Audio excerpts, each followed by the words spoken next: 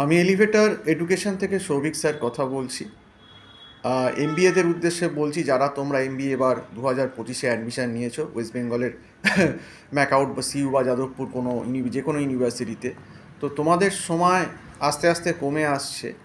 আজকে জুলাইয়ের প্রায় 2 তারিখ হয়েই গেল। তো 2 তারিখ হয়ে আজকে 3 তারিখ হয়ে গেল। তো সেক্ষেত্রে কিন্তু আমি বলবো, যদি এখনও সিরিয়াস না হও তাহলে কিন্তু খুব বিপদ আছে। বিশেষ করে ফার্স্ট সেমিস্টারের ইকোনমিক্স এবং স্ট্যাট, এই দুটো পেপার সব থেকে বেশি ডেঞ্জার পেপার। এবং যাদের ব্যাকগ্রাউন্ড নেই, যারা বিকম থেকে আসোনি, তাদের পক্ষে কিন্তু অ্যাকাউন্টসটাও একটা সমস্যা। তো আস্তে আস্তে কিন্তু তোমরা জালে পড়ে যাচ্ছ। মানে হয়তো অনেকের কলেজ খোলেনি, তোমরা এখন হয়তো মানে সেই হনিমুন পিরিয়ডে আছো, ঘুরে বেড়াচ্ছ, এ করছো। কিন্তু ব্যাপারটা হচ্ছে যে এটা কিন্তু ঘুরে বেড়াবার সময় নয়।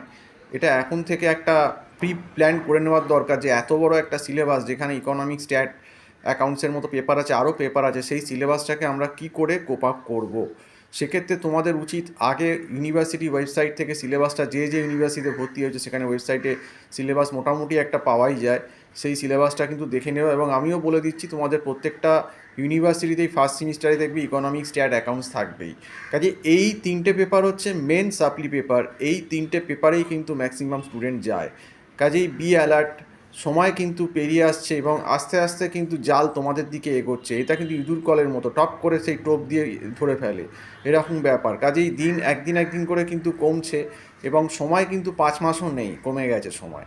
এবং যতদিনে কলেজ খুলবে, হয়তো জুলাইয়ের লাস্ট বা আগস্টের মিডিলে, ততদিনে আরও অনেক সময় নষ্ট হয়ে যাবে। এবং কলেজ খুলে তো প্রথমেই পড়াশুনো হয় না, এদিক ওদিক সেমিনার ফেমিনার এইসব কন্ডাক্ট করে, এবং দেখতে দেখতে দেখবে তোমাদের পুজোও চলে আসবে। এবারে তো পুজো 26-27 সেপ্টেম্বর, খুব দেরি, একদম মানে এতে সেপ্টেম্বরের লাস্টেই পুজো। কাজেই কতটুকু পড়াশুনো হবে। কিন্তু যারা সিরিয়াস তারাই কিন্তু এই জুলাই মাসটাকে এবং আগস্ট মাসটাকে কিন্তু পুরোপুরি কাজে লাগিয়ে সিলেবাসটাকে এগিয়ে রাখবে। এবং যাদের ব্যাকগ্রাউন্ড নেই, আমি আবারও বলছি, যাদের ইকোনমিক্স স্ট্যাট ভালো করে জানা নেই, কারণ ইকোনমিক্স স্ট্যাট কিন্তু ভালো লেভেলে আছে, ওই পাতি গ্র্যাজুয়েশন লেভেলের ইকোনমিক্স নয়।